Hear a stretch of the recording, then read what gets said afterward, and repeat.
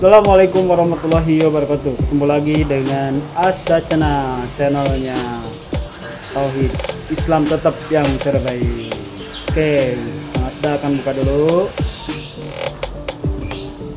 Alhamdulillahirrahmanirrahim. Wassalatu wassalamu ala asyrofil anbiya'i wal mursalin wa ala alihi wa sahbihi ajmain. Asyhadu an la ilaha illallah wa la syarikalah wa asyhadu anna muhammadan abduhu wa rasuluh. Allahumma sholli ala Muhammad wa ala ali Muhammad kama shallaita ala Ibrahim wa ala ali Ibrahim fil alamin innaka Hamidum Majid. Jam 4 lebih 7 menit, Kang Asda masih di PT Dongkwang karena hari Jumat. Tadi istirahatnya 1,5 jam karena kita sebagai muslim, karyawan muslim harus melaksanakan sholat Jumat. Jadi setiap hari Jumat itu setengah jam untuk ibadah sholat Jumat dan 1 jamnya untuk istirahat dan makan. Jadi setiap Jumat di PT Dongkwang istirahatnya itu sekitar 1,5 jam. Maka pulangnya jadi dipundur menjadi jam 4:30, berarti diganti di jam sorenya. Makanya jam 16 lebih daripada 8 Kang Asda masih di PT Dongkwang, jadi belum menuju beres-beres ataupun menuju pulang. Alhamdulillah pada kesempatan ini kita masih diberikan oleh Allah kekuatan, kesehatan dan kemampuan, sehingga kita masih terus strong untuk menghadapi segala keadaan dan kondisi, terutama dalam kondisi pada hari-hari ini cuaca terus diguyur hujan dan hujannya sangat deras, karena di beberapa di Jawa Barat umumnya dan khususnya di Kota Bandung ada beberapa wilayah yang terkena banjir terus, terutama banjir bandang, yang dimana banjir bandang itu banjir yang sangat berbahaya karena kita tidak tahu, tidak bisa diprediksi bahwa akan datangnya air begitu besar. Kenapa bisa terjadi kondisi sekarang ini banjir bandang? Mungkin itu karena ulah tangan-tangan manusia. Kata Allah, jadi manusia itu adalah makhluk yang sangat rugi. Wal asri innal insana lafi khusr. Nah, makanya supaya kita tidak rugi menjadi makhluk Allah, tingkatkan dari manusia menjadi orang-orang yang oke, Allah.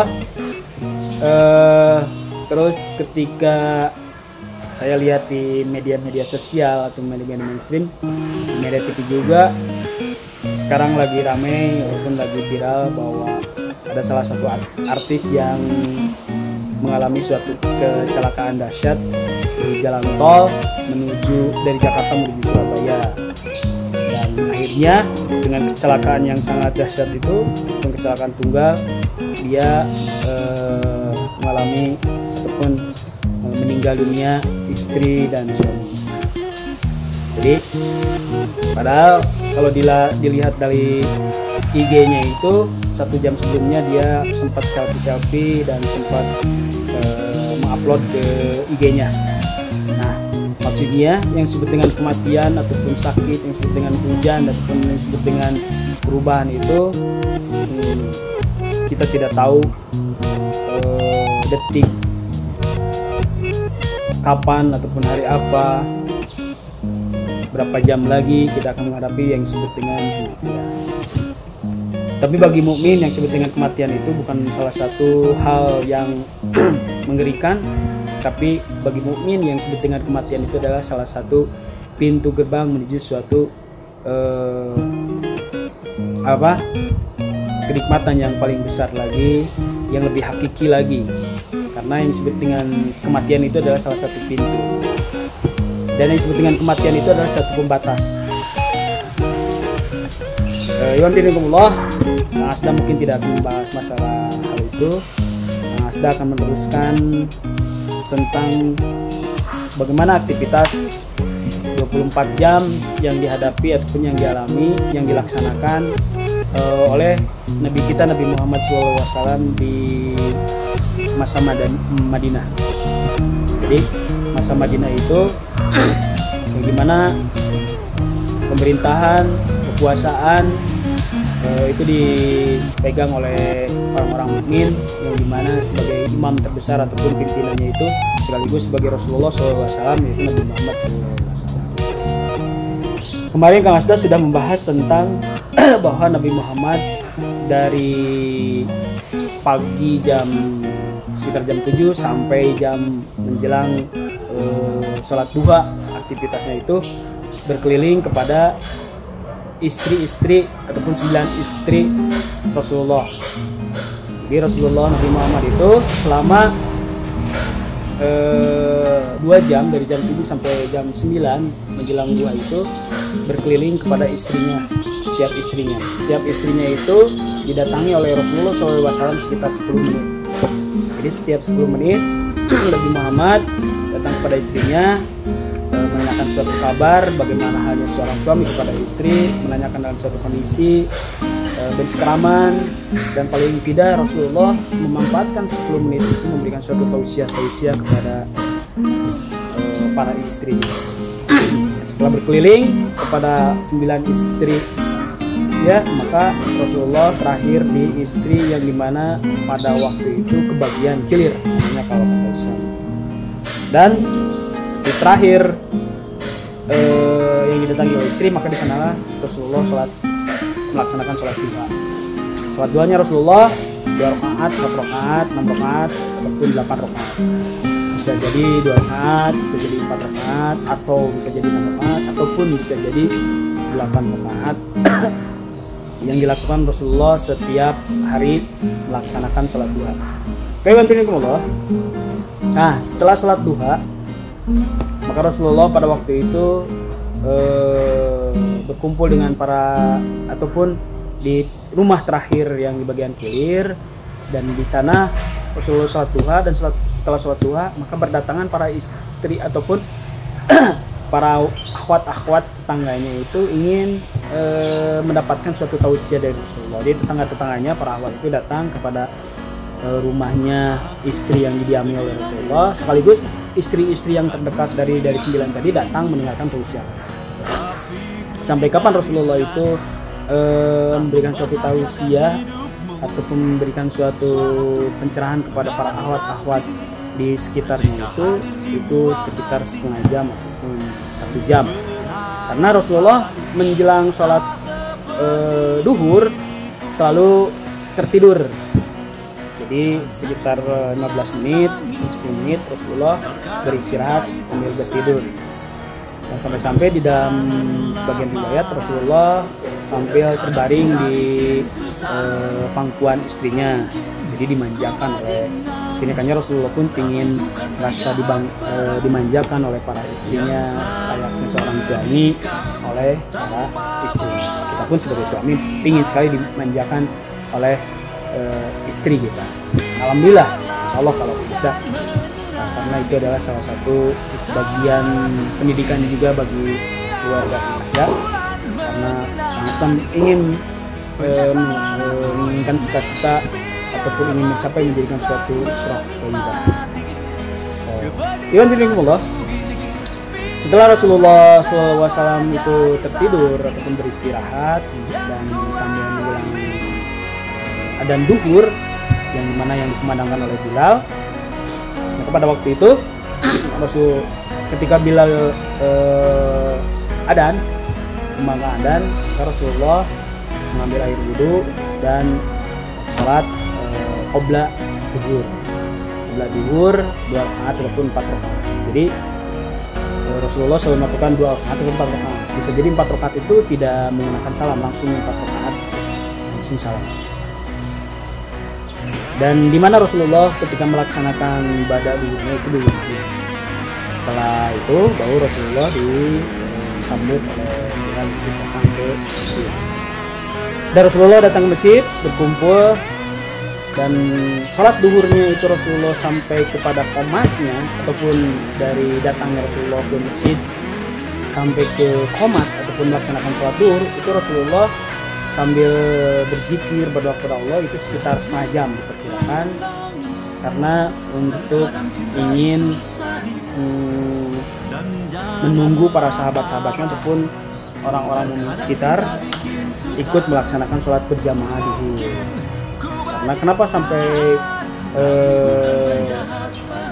setengah jam ataupun 1 jam Rasulullah dari adzan zuhur sampai melaksanakan sholat zuhur itu karena ingin menunggu para sahabat-sahabatnya datang yang dari pasar, yang berkebun, yang bercocok tanam, yang dari ladang ataupun dari sawah, menunggu para sahabatnya untuk bisa berkumpul sholat berjamaah bersamaan dengan Rasulullah SAW. Jadi selama 1 jam atau 1,5 jam Rasulullah berzikir, berdoa dengan para sahabat-sahabat yang lain sudah ada dari itu. Jadi memberikan suatu kesempatan kepada orang-orang yang jauh ataupun yang melakukan aktivitas supaya bisa berkumpul ataupun bersolat berjamaah. Nah itu setelah semuanya berkumpul baru Rasulullah melakukan sholat zuhur. Nah, Iwan Pindah mungkin sementara seperti itu aktivitas dari jam 9 ataupun sekitar jam duha, sholat duha kepada masuk kepada sholat zuhur. Jadi intinya itu adalah bukan masalah tentang bagaimana aktivitas kita. Mungkin aktivitas kita tidak sama dengan aktivitas Rasulullah, tapi yang perlu kita catat ataupun garis besari bahwa dari hal pendidikan Rasul itu bagaimana kita memanage waktu dari setelah sholat subuh ataupun bangun subuh, bangun tidur, sholat subuh, duha sampai ke zuhur. Mungkin kita beda, kita sebagai karyawan aktivitas kita bekerja, tapi ketika kita punya kesempatan dalam hal 5 menit ataupun sekian menit, kenapa kita tidak gitu, walaupun kita dalam kerja menyempatkan sholat duhanya, sholat duha hitung-hitung mengganti ketika kita ke WC ataupun ke air. Biasanya kan karyawan kalau udah sekian jam bekerja selalu pingin ke WC gitu, apakah entah dia itu membuang air besar ataupun air kecil, ataupun ya kalau yang suka merokok, rokoklah 3 menit ataupun 5 menit gitu. Maka waktu itu kita bisa manfaatkan, jangan digunakan untuk merokok, itu air wudhu, dan kita sholat duha yang paling cepatnya ya 2 rakaat saja. Tidak usah setiap hari karena sholat duha itu adalah sholat sunat. Jadi khawatirkan kalau setiap hari, terus kalau kita khawatir meninggalkan menjadikan suatu disamakan dengan sholat wajib. Tidak, apalagi kita sebagai karyawan tidak usah setiap hari ketika melaksanakan sholat duhanya, tapi ketika kita bisa menyempatkan dan punya kesempatan, manfaatkan. Kenapa tidak gitu? Biasanya kita punya jatah untuk pergi ke WC, buang air kecil dan buang air besar ataupun merokok gitu, kita pergunakan untuk sholat duha. Itulah Allah. Yang penting yang harus kita garis bawahi adalah bagaimana kita memanage waktu. Insya Allah ketika kita bisa memanage waktu, maka insya Allah selama 24 jam ataupun 12 jam kita bekerja akan menjadikan suatu nilai ibadah di sisi Allah. Sementara seperti itu, sekarang jam 16:20, sekitar 10 menit lagi karyawan PT Dongkuang akan keluar bekerja dan akan pulang kerja sebentar lagi. Maka cukup sekian, mudah-mudahan banyak manfaatnya. Catatan dari tetap kita bisa memanage waktu malam hari ataupun siang hari. Tidak usah terlalu banyak bertidur, tapi walaupun sedikit waktunya untuk bertidur, dimanfaatkan menjadikan suatu tidur kita itu menjadikan tidur yang berkualitas. Insya Allah ketika kita 1 jam atau setengah jam tidur, ketika kita berkualitas bisa mengganti sekian jam dalam kelelahan kita. Jangan lupa juga kita selalu minum suplemen, vitamin, karena dalam kondisi pada hari ini cuaca yang ekstrim, banyak yang sakit seperti kemarin Kang Asda tidak mengupload hampir 2 minggu karena kena gejala tipes. Sementara cukup sekian dari Kang Asda, sebenarnya dari Allah, dari saya pribadi mohon maaf sekali lagi tetap istiqomah dalam akidah tauhid, dan sementara sekian Islam tetap yang terbaik. Assalamualaikum warahmatullahi wabarakatuh.